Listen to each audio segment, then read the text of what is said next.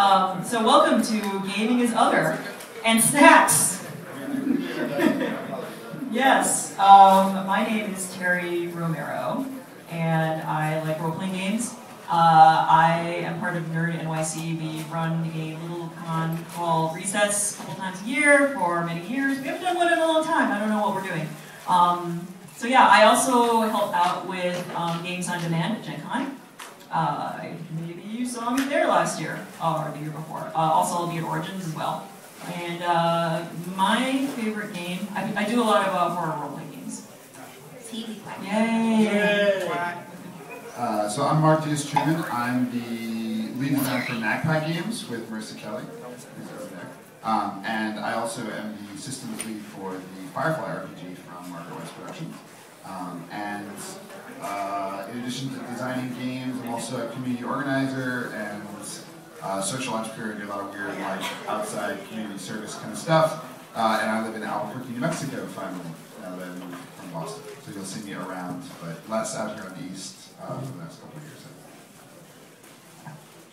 My name is Ajit George, and I'm just a gamer in the Northeast, mostly for loves, but I love indie games as well. My full-time job is in a nonprofit, and pretty excited about addressing issues of minorities and people of color in gaming. Hello, my name is Misha Bushyager. I am from San Diego, so it's been a very long journey for me.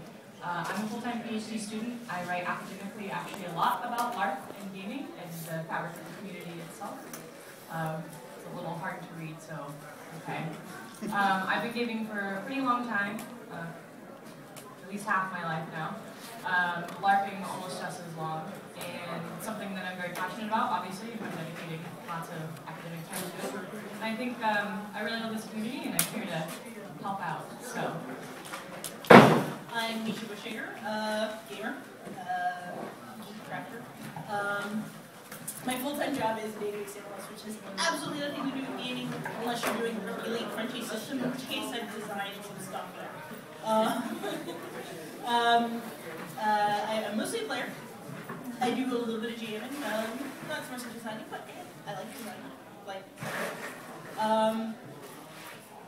I haven't gamed technically more than half my life, so I'm old. Am I supposed to talk now? Yeah. Is that what you guys want to give me? Everybody clap. Okay. Don't clap. Let's start stories. So, I've been gaming for almost 20 years now. Didn't do much in high school because I went to a private high school and they weren't really that good yet. So I started at Church Tech. Giant geek pool. Not a very big girl pool, not a very big black pool. So my first 10 years of gaming, it was me, 6 or 7 white guys. Maybe the occasional Indian guy, maybe the occasional Chinese guy. Not really that much different though. So some of it was, okay, well, why am I the only person in this room? Some of it is, okay, I've got kids now. How do I bring them into gaming? How do I make it safe for them? How do I make them feel like this is something you want to do?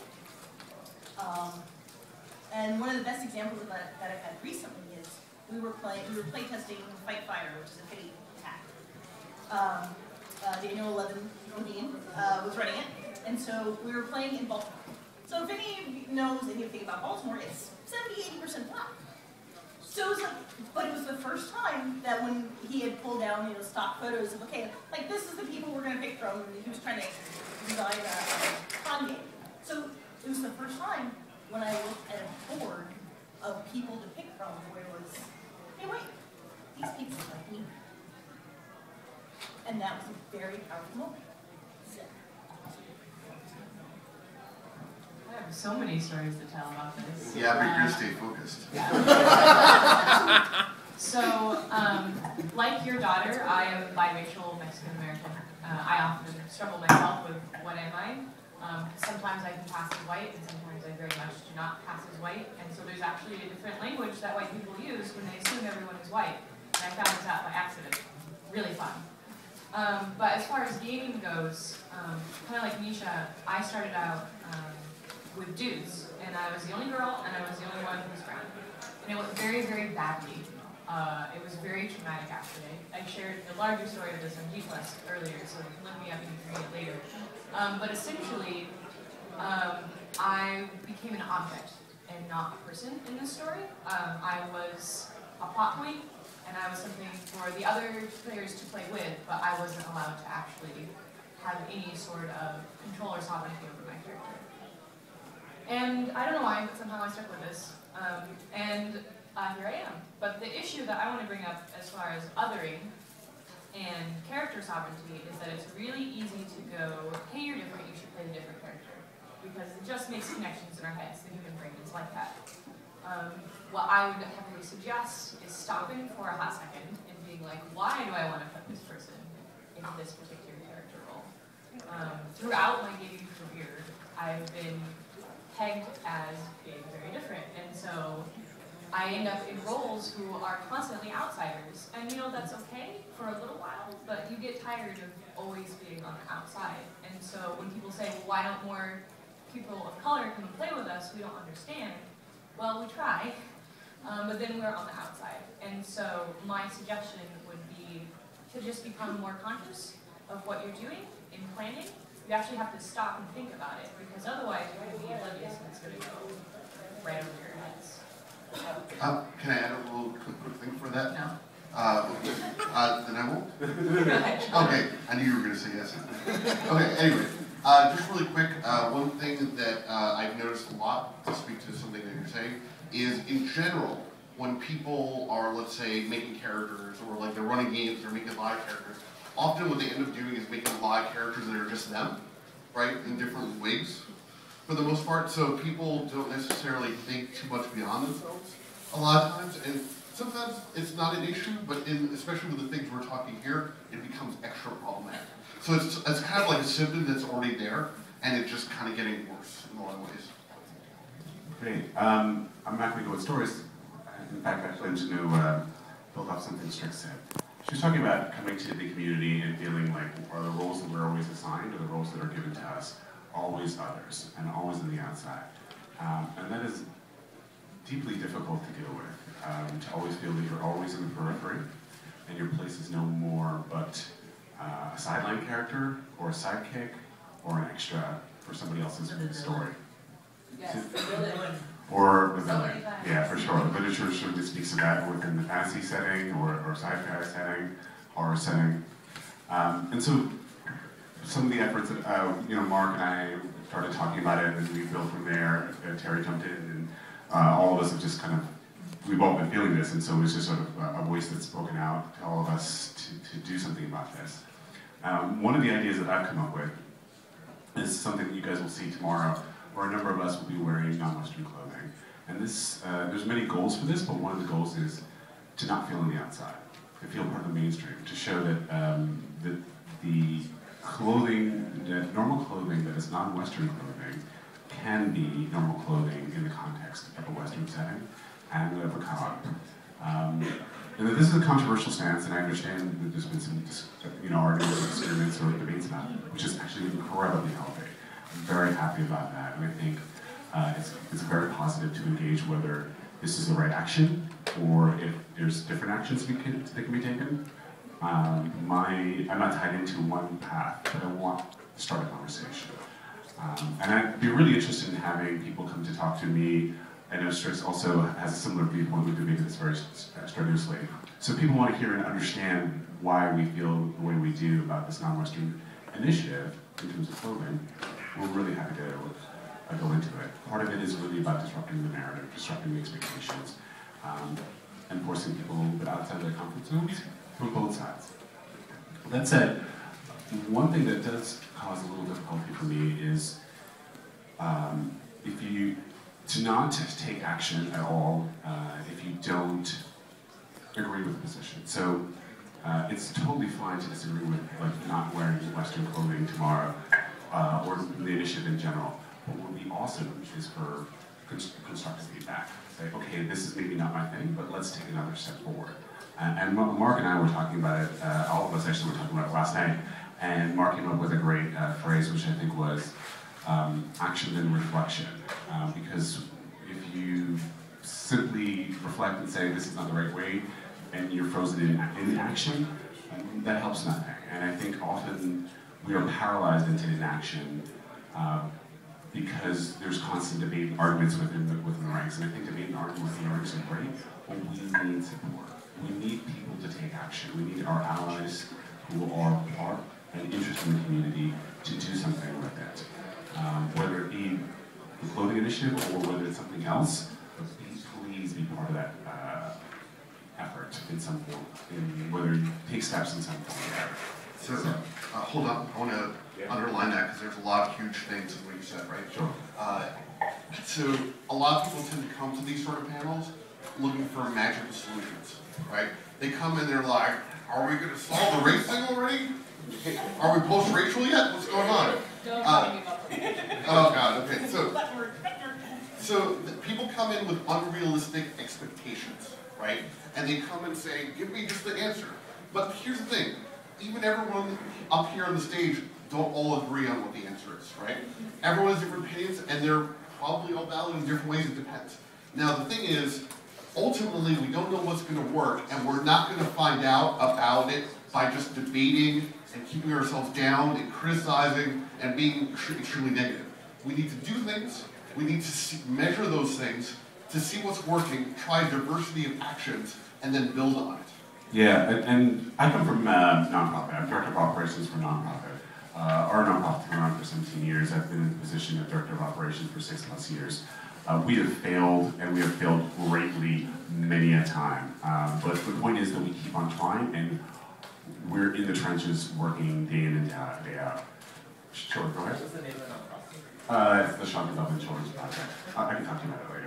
And actually, just to add that, because we have a short amount of time, Yeah. we're going to save like 10 minutes at the end. Yeah, there'll be a Q&A, at least 10 to 15 minutes. 10 to 15 minutes. So I will make sure that everyone gets asked at least one question within reason. Right. So the point really is to fail greatly. And I think Abby had a great, we were just debating the con clothing idea, the non-Western. And she said something along the lines that if it makes even a single little Indian girl feel like she's comfortable in the con setting and feel like she's at a place, she'll throw on a sari in like 2 seconds. And I wholeheartedly support that because I have walked into cons in situations where I'm like, it's just a sea of people that do not look at all like me, and I feel so much on the outside, so that there's just no place for me, that there's no interest in my culture or background, that I have to become essentially the mainstream. I have to be white to be accepted within that. And so it's sort of saying, hey, it's okay to be yourself. This is a place for you. We are in solidarity with you. We are wearing something that shows that we care where you come from, who you are. And that means a lot. And that's powerful, an incredibly powerful statement, actually. And you have that power to do that in many different ways. Whether my initiative works or not, we should try. We should go for something. If you never try anything, you're never going to find a solution. Yeah, it's an easy cop-out. People often say, oh, you minorities don't know how, you guys haven't even figured out shit between yourselves, you guys are always disagreeing, so we're not going to do anything. That's not really helpful, actually. Surprising. Yeah. I mean, like, we're not all the same minority, and we're going to have different opinions, but we need to work together. So. I have sort of a unique position as a game designer with having like a set of different responsibilities and expectations for how to like advance this cause. And I do a lot of social justice work outside of gaming, and it was actually Ajit that kind of brought me to doing social justice work in gaming. I kind of just sort of settled myself as being like, this is just a different community. And like without even realizing it, it kind of just been like, yeah, just go there and play, it's fine. I do harm reduction, right? Like let's just try to like, if something's really egregious, I'll kind of step in, I'll just kind of protect myself. And Ajit really awoke in me like, wait a second, this is like my home. It's like where, I spend a lot of my time and energy. Why am I sort of running from this? But it brings me to a really difficult point, which is that a lot of what we might broadly term oppression, or this systematic erasure of culture and peoples, is actually most fully located within us, right? And so when I was first doing a lot of sort of like LARPing and gaming in Albuquerque, I ran a Werewolf the Forsaken LARP for like 4 years. It was a game that like we had characters that would span like the entire state, and like really rooted in the history of New Mexico, and my mom's a historian, so I know that history whether I want to or not, and like lots of great characters, and it was a really, really good experience. And Marissa and I sat down and talked about like, oh, what would it look like if we were to like do a comic based on this? Or what would it look like if we were to tell these stories more broadly? These are really great stories. And then we started to like sketch out the characters, and I was like, these characters are 90% white. Like, what the fuck? This is like my game. I'm running it, and all of these characters are white people, right? And we were like, well, let's just switch some of their races. And I was like, that would just change so much. Like, I've written a white person story. Like, what is going on, right? And yeah, my dad is white, and I live in white culture, and I walk through those like halls of academia and other places. But like, where are all the Hispanic cousins and family members and friends that I had in high school? The high school is 75% white, or 75% Hispanic. How did I erase those people myself? And so when you start to ask, like, you know, sure, I can do harm reduction in Firefly and do game design and say, like, hey, if there's somebody who comes in with an idea that's really offensive, I'm happy to be the designer that says, like, let me explain to you why this is really offensive and correct it. But what do I do to design on my own in my own places that actually does more than just harm reduction? It starts to say, well, what would a Mexican-American game look like? What would a Mexican-American game in New Mexico look like? And that's something that we really struggle with as minorities, to say, when we're defined so much by the dominant culture, what does it look like for us to have our own voice? Right? And it's really a struggle. And to some degree, we need, I think Ajit and I really have spoken about this before, but from the very first moment agreed, we need white allies to help us do that work. So recently, Jason was working on a LARP that is set in Mexico, and talked to me about it, and we did some work back and forth about what felt right about that and what didn't. And Jason and I talked about how I actually feel really uncomfortable even sharing my comments on his draft publicly, because I don't want to be perceived as saying, this is what Mexican people think. When at some level I have to say, like, okay, like, Mexican people don't really say this. Or I'm like, yeah, Mexican people wouldn't do this thing, right? But it's really what I'm saying is, like, Mexican people, in my experience, as a new Mexican in this place, this is how I see it going down, and even that feels very deeply uncertain to me. So there's two kinds of big takeaways I want you to come away with from what we've said so far, and from what I've said specifically. One is, please take risks and then reflect on those risks and do so honestly and openly. And I think, you know, Jason really was very humble but also firm about what he wanted out of that experience, and it was a great process. Finding minority partners, we're not going to be like, oh, we've seen your draft and you're a crazy racist. Let me just tell you, but like that was a crazy. We're not, right? And then two is, give us some time to sort through some stuff. It's much crazier in here to deal with that than you might expect, and we're going to contradict ourselves both internally and then between us, and like giving us some space and time to work through that, and even some questions, and helping us see, you know, sort of our own, like holding up a mirror can be really effective. But understand, like, we're not holding back some secret answer that we're not giving you. It's so much more complicated than that. So really quick, two things on that, and really quick. Obviously, Mark has brought up the idea of collaboration, talking to people, showing people your work. Often in these sort of panels, someone's like, I wrote this thing about this culture, do you think it's okay? And then people will be like, cool, did you share it with anybody who either is from that culture or has studied that culture or knows anything about it? And then they're like, no. And it's like, okay. But yet, this happens a lot, shockingly. And I just want to reiterate this because this has come up a couple times and people are saying things, where if people apply special rules to other groups, right? Where they're like, what do you mean not all Mexican people, you know, feel this way or whatever, right? Because all white people do, right?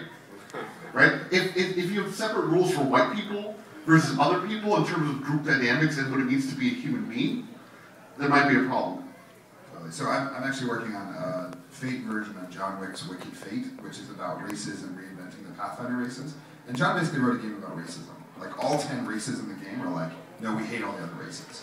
And what's cool about Wicked Fate is that because you're a Fate character, you're like a superhero, right? So you're like the only non-racist people in the game. You have friends from other races that, like, explicitly built into the game. It's like, the other party members are from other cultures than you.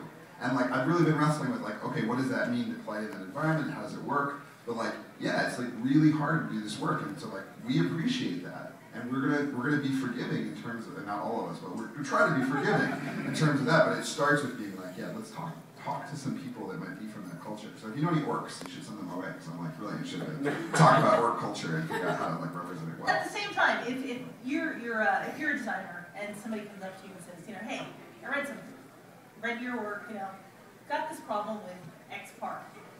don't necessarily blow it off as, oh, it's just that guy. You know, maybe think about it for more than 5 seconds before you react. You know, we're not necessarily trying to diss everything you've done. It's just like, hey, I find this part problematic. Maybe we talk about it later. Maybe you think about it for a little while and say, okay, maybe you come into an understanding of it. Maybe you talk to a couple other people and say, hey, somebody told me that they found this part problematic. Have you read that part? How did you read it? Talk to. I'm not saying you have to talk to every. Don't go find a brown person and ask them, hey, look, you read this.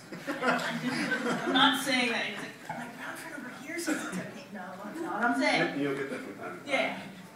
But at the same time, it's like, not everybody is going to find everything problematic, but just because 1 or 2 people do and say something to you does not mean that there are other people behind them who just don't want to speak up to you. Look for patterns. Right. I want to jump in and also agree with Mark, I guess, because I had a great experience with Jason as well.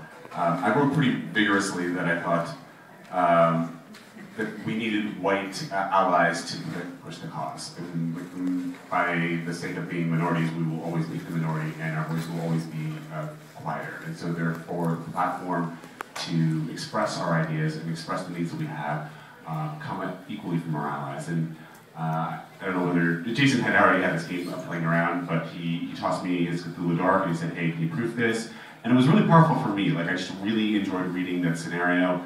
Set in India, very engaged, and I just thought it was a moment of just appreciating the fact that you really had researched properly, really thought this through properly, had the characters were a mix of different characters from different backgrounds, and it was just a nuanced approach, and we discussed, and I said, here's all the different things I have issues with and concerns with, and you were very receptive to that, and so it was kind of I think, probably a similarly enjoyable experience that Mark had working with you. Great, so you feel like kind of a shitty designer because you're like way better at research than I am. So, really quick, just time check. We have 24 minutes left, and we haven't heard from Terry yet. So, no pressure. Wrap it up. Gee, when I'm the person at the very end, what do I say that hasn't been said already? So I guess a little bit about my background. I've been in gaming since I was probably like 18 years old, which was last year. So, but in all that time, I actually did a lot of like gaming, women that are gaming and panels before people were really wanting to talk about those things. So I have a little bit of like PSD from that kind of stuff because like those things can tend to descend into let's talk about the bad shit that happened to us. I'm not interested in talking about that, okay? I'm really interested in doing things positive and just kind of making things happen. And I, didn't game for a really long time in the 90s, and that's because I also got more involved in like the punk scene, and I, like this like whole like punk activism, anti-racist stuff. So I did a lot of stuff in there too. And I came back into gaming sort of in like the early 2000s, and this gradual awareness that I saw kind of developing in the community was sort of interesting. It also made me kind of like, oh, you guys are just figuring this shit out. Like, people have been talking about this in other subcultures for a really long time already, guys. Filled with lots of white people. There's a whole lot of white fucking punk rockers out there, among other things, and white metalheads and other things. So, like, the thing that, like, why are geeks who, love to read and are so connected with, like, technology and information, why are we so behind on this kind of stuff? There's something to think about. But the thing is, these things are finally in, like, the whole, like, zeitgeist. They're coming up. We're seeing all kinds of, like, people talking about, like, bad stuff going on at conventions. Like, this is when people gather together that probably normally don't. And human interaction happens in its raw, most purest form. So, so that's when, like, we're seeing that, like, in general, everyone's like, hey, let's check ourselves. Let's see what's going on here. Let's see what's, the casual racism that happens, at a gaming table when someone sits down and, like, if you're the brown person, you get handed the brown character right away. That's happened to people I know. When I feel like when I was like, playing D&D in like, like the 80s, like, oh, here, you're gonna play the girl cleric that, is gonna get raped within the next like 10 minutes, so, these kind of things are happening now, still. And I think it's okay if like we're kind of saying the same shit that we've been talking about, like, maybe the last time, because it's okay to talk about these things over and over again, because it's going to be the first time for a lot of people over and over again. That's the thing I've learned from like talking about other issues like vegan stuff and anti-racist stuff and smash the state stuff. So yeah. So I guess like if I'm gonna besides swearing, I guess one of the things I could say is that like if you're a creator of stuff, okay, and if you're writing a game, you're kind of creating that game too as well. Think about characters, non-white characters as human beings, as people. NPCs like and NPCs too are sort of real things for a very brief amount of time. Be it like 4 hours or like 20 minutes. So just make them a whole person. For whatever brief amount of time you can. So Yeah. really That's quick. how that creative go. Yeah. We got 20 minutes left. I want to reiterate a couple things. This room is very echoey, so even if you're on the other side of the room, if you're talking at all, I can hear you, which means I'll slowly be moving towards you and asking you to stop. So don't make me do that. No more talking. Okay. I'm going to jump in for 1 second. I want to thank Abby and Vinny. Once again, Double Exposure events have been incredibly supportive of social justice issues. This is her first time coming and playing at a con in years for tabletop, and she had some really bad experiences with dealing with guys at tabletop games.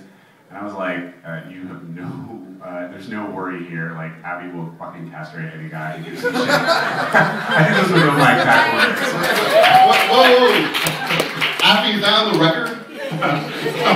Are you sure? We can repeat it. I'm sure. Okay, so like maybe you can go through that. But I was like, you've been a very safe environment. The indie gaming crowd is a very positive crowd. But what I meant to say is that really, convention organizers have a lot of power. And as individuals, you have a lot of power also to be active, right? So I've engaged with a couple cons. I'm going to a con next week, and there's a dance there. And I had a lot of difficulties with music. It was very, I felt it only spoke to a certain population. And so I've been discussing with them, hey, these are issues, and they've been more receptive than I expected. We've had engaged conversations. Abby and Vinny have listened to concerns I've had and have also been very engaged with it. And so the point is, really, you have the ability, whether you are of a minority group or you're just an ally, to speak out to con organizers and go, hey, like, can you do this? Can you have a panel? Can you change up your artwork a little bit? Can you include showcasing maybe a minority game designer as a guest of honor? These are things that you all have a lot of influence to affect. And those small changes will continue to impact the community. So please take an active voice. Be proactive in this.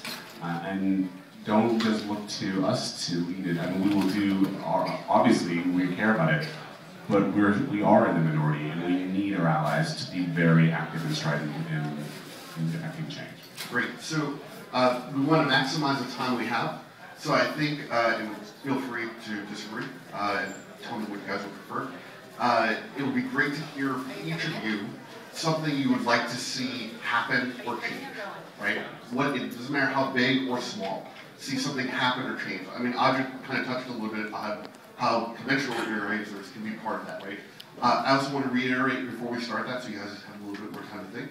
Now we're going to go right to Misha, so just so you know. I want to reiterate something that Ajit said, which is, Ajit meant safe space. That word means different things, right? And sometimes a safe space means it is not safe for everyone, right? So a safe space doesn't mean it's safe for assholes, right? So because a lot of people feel like, especially if you were nerdy or picked on in high school, we were like, we have to be accepting of everyone who likes the same things as us, even if they're complete assholes. But guess what? Them being assholes means other people will never join us in what we do. Yeah, stop that shit. Okay, so Misha. Okay, so what I would like to see. So when you're let's start with artwork. When you're doing artwork in a book, and let's lay out all of your pictures. Look at them all together in one spot. If you look and all you're seeing is white faces, you got a problem. Just try changing some of them up, Okay, and don't make just the guys brown. Don't make just, hey, I've, example, the D&D next, some of them, there was like, it's a 9-character montage. You've got 7 white faces. You've got 2 women. You got 2 brown people. Both brown people are guys. Neither woman is a human race, I believe. Yeah, one of them is like whatever the one with the horses. I don't remember what it's called. So let's be conscious of that a little. It's not you. I'm not saying okay, I must make exactly 50% brown. I must make but hey, just try to mix it up a little. It's a lot. So I would like to see, more flexibility in character choices. I don't want to have everyone assume that I want to play Drow every time that I play Dungeons and Dragons, because that happens every time, right? For some reason, the Drow. I don't know. There's a lot of baggage there. But when you're making a game, don't make me a Drow. When you're designing a game specifically, design it so that there is that flexibility there, where people can play things that are different, and don't make them look, it's different, so you can play it, because that doesn't really help, but have them more integrated into how your system works, essentially. That is what I would like to see. I'd like to see more games set in non-Western cultures and really engage with the level of research that is required. And it's a little bit higher barrier of entry, a little bit harder to do, but it is incredibly fulfilling. I had a chance to play with Brendan Taylor, a game that he's working on, and set in Japan. I felt we were playing Japanese characters. I felt it. Still have this one session. Yeah, and that's like that's my example. Like that's how powerful it was for me, because it was a single time, and it was one of the only times in 20 plus years of gaming where I felt I was playing somebody that was a non-white character in a non-white setting, and it still left an impression to this moment. We're still talking about it now. That's how much it moved me and how important it was to me. It would be great to have more of those experiences. So I think one thing that we do as a community is sometimes view our relationships as built on some sort of shared interest. Like, well, we all like indie games, so that's where we're all here. And I think it's important to remember that they're actually all gaming relationships or human relationships. We're all here because we know somebody who's here, and we want to see these people that are here, and we know writers that are here, and like there's a locality and a physicalness to that relationship. And oftentimes we unintentionally exclude people that we don't think look like everybody else who's already there. But I would say that there's one thing you can do, it's to actively go out of your way to invite someone who is not, well, white, to come to game with you. And coming to a convention is a big ask, right? Coming all the way here and spending all the money and doing all that is a big ask if you haven't been here before. But the first thing that you can do is go out of your way to invite people to your table who don't look like the average gamer. And you should recognize that's actually a challenge. It's a challenge for me to go to my black friends and say, hey, do you want to come game? Because even me, I still think in my head, no, of course you don't. You have better things to do than come game and be nerdy with me. But we love this culture, we love being a part of it, and just broadening it means focusing on the human relationship, which is about inviting those people to your table and inviting them to this con and being really intentional and not weird about it. It's not weird. It's not weird to ask your friends to come game. It's not, right? Just don't be weird about it. Just ask them to come. Don't be weird. Yeah, I like all these suggestions. So I'm gonna just propose an experiment, a thought experiment you could try today, the next time you sit down and play a character in a tabletop or LARP, whatever, and you have to come up with a name. Instead of giving your character the most generic white name, like Smith or Johnson, go crazy and just, try Chen or Ansari or Rodriguez. And just see what happens. It's just an experiment out there, And where you takes you, what do you think about that? What that means? Just try it, see what happens. Who knows? So we have 10 minutes left, so we're going to do something experimental. So what we're going to do is, anybody who has a question, think about your question now. You're going to raise your hand. We're going to quickly go around, see what those questions are, and then you guys will pick one or two to answer. So, no pressure. So raise your hands. So we got, raise them high. Reach for the sky. That's what we're trying to do, right? Be proud that you have a question. Okay, so we're going to start here. What is your question? So when you're designing a game, for example, there's certain ways you can represent the kinds of cultures and people there. I caught myself, the example text was all, you know, white English names, right?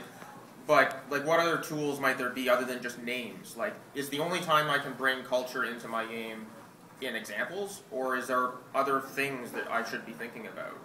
Great. That makes sense. Raise your hand if you have questions. Hi. How awesome is Dog Eat Dog, you guys? It's really awesome. We'll have a conversation afterwards. Okay, raise your hands.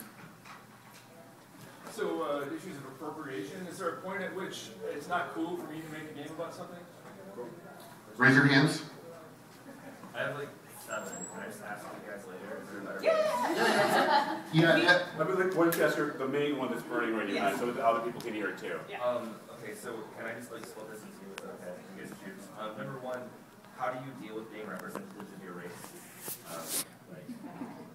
No, I mean that's it, right? Yeah, like, you are. That's what you're talking about. And how does that affect you in the industry and how you work and live? And the second one is how do you design games with relationships that are so realistic? Like, so you have like a black mom, an Asian father, a white child, and like a transsexual daughter, right? Like, how do you design something that's still super realistic family so that you're not getting people non-immersed in the game thinking about it?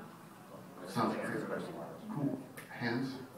As a member of the privileged white race, I would love to play more of, come up with a different game representative of that race, but I don't have the cultural background and knowledge to do that. How do I be that other thing without coming off like this? Or a vagina.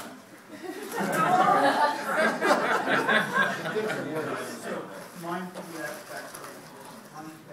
actually, I don't design games, but I run a lot of games, and if I'm like, hey, this is maybe like a different way, like I'm like, well, if we white male me, suddenly black female me, like that's not helpful, right? But if I go, super essentialist, like what is to be like a, black female version of this in that setting, it's either going to come off as super stereotyping and also just kind of awful, or I end up PhD in black cultural studies in like a fictional setting, which is a little difficult when I'm trying to fit in. So like, how do we sort of walk the line between essentialist and token, like just not be shitty about it? Let me jump in here because I think there's a good high-level thing for us to talk about as our roles, and I think it's a good question. The Indo-European root of the word token is actually similar to the word for teacher. And when you think about being a token in a group, what's exhausting about it is that you're constantly the person who's come to it and like, so how do black people feel about things, Misha? and what's weird is our answer is simultaneously like, I have no clue, and also, okay, let me tell you. Right?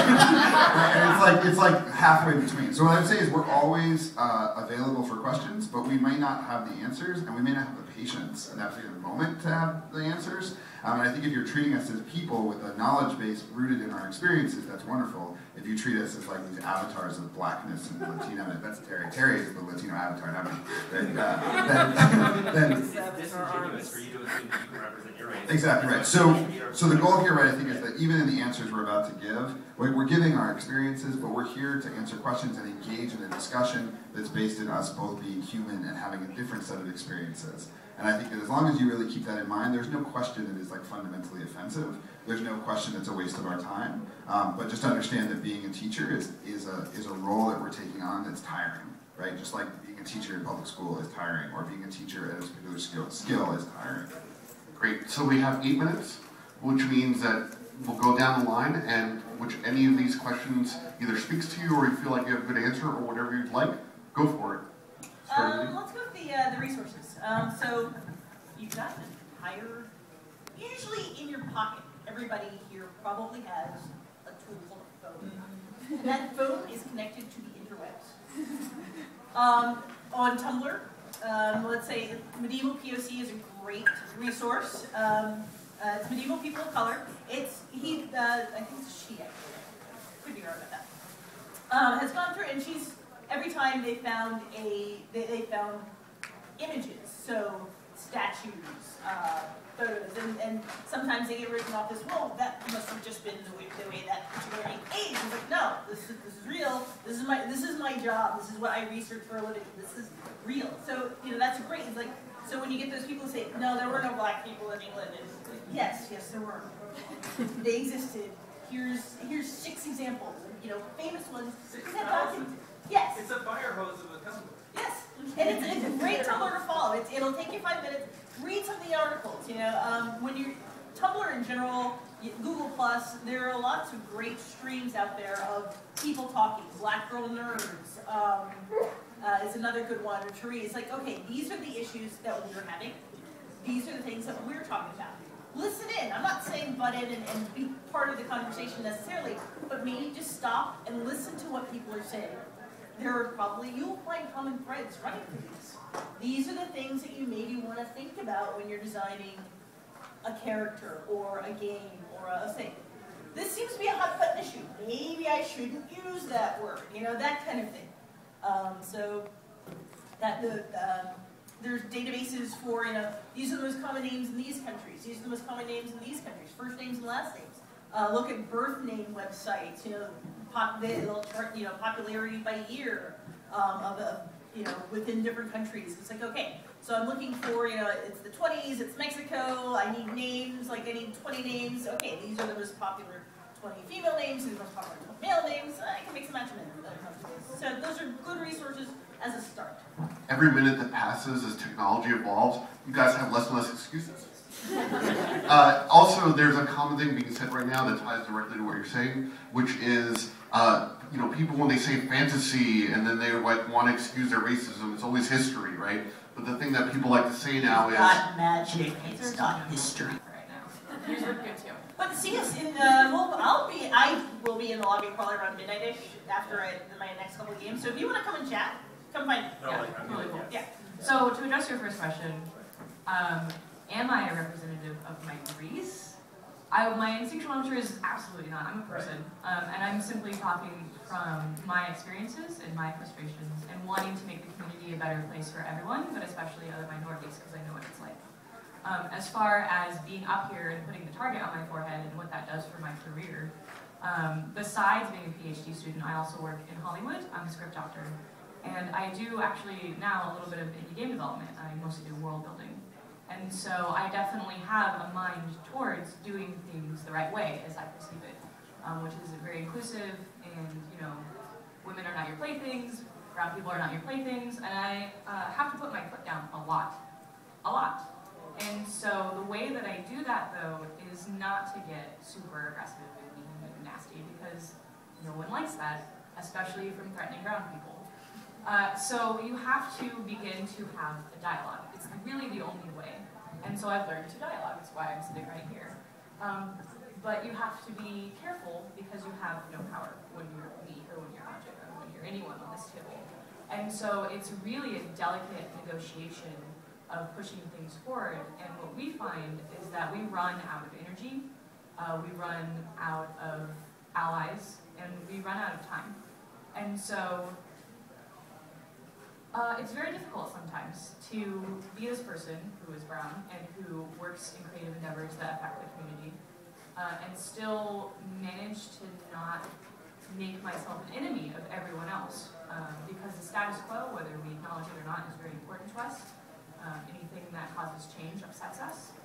And so everything that I'm doing upsets everybody. Well, hold on, we got 1 minute each for each of these guys. So 1 minute each, go for it, Ajit.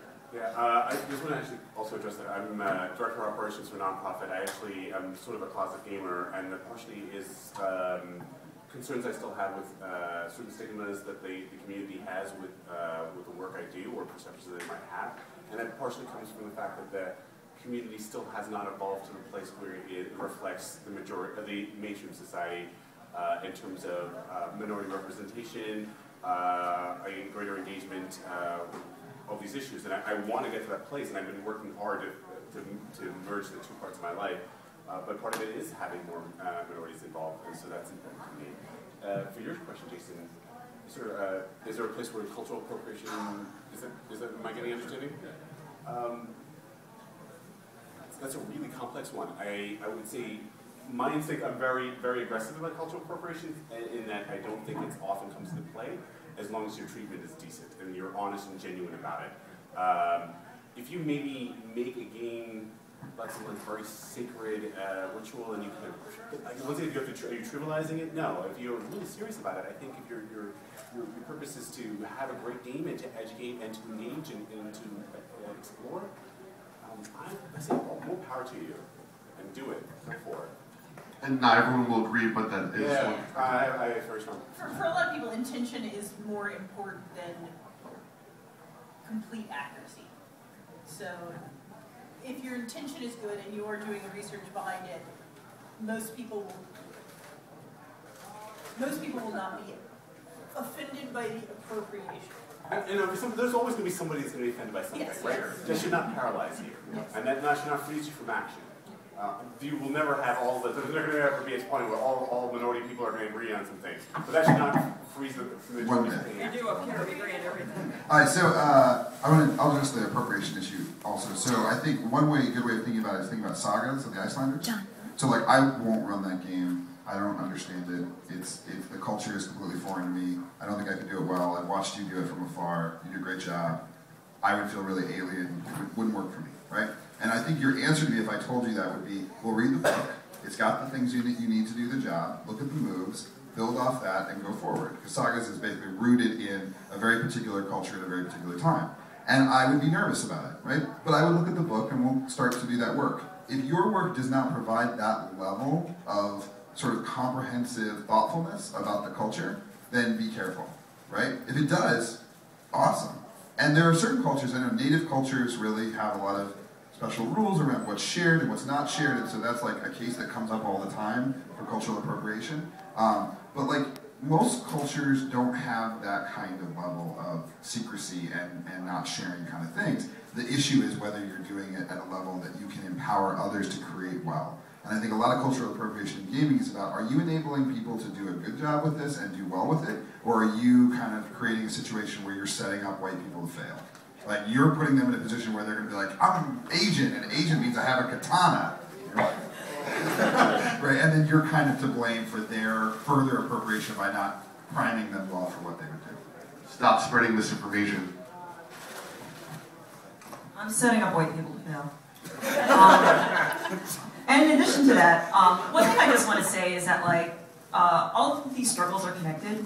Like, I think there should be more of these panels. I think in more conventions there should be more of these panels. You know, I want to hear like the scary story Fred is going to tell me about the Necronomicon race panel. I'm really excited to hear that story. But what I'm saying is that, like, let's not start from scratch. There have been so many discussions, like based on like women and gaming. Like there have been so many of these kind of panels in many kinds of places, and even from other things outside of like geekydom. You know, where people have been talking about social justice issues for a while now. You know, we can do this better. We can do it smarter. We can skip the awkward baby steps, and we can talk about stuff that actually really matters. Thank you, guys. Give them an applause. If you want to know more, get their email addresses. Thank you guys for coming out and supporting us, and take care for Everybody here recording is us. also in G+, so you can find us there. Yeah, great.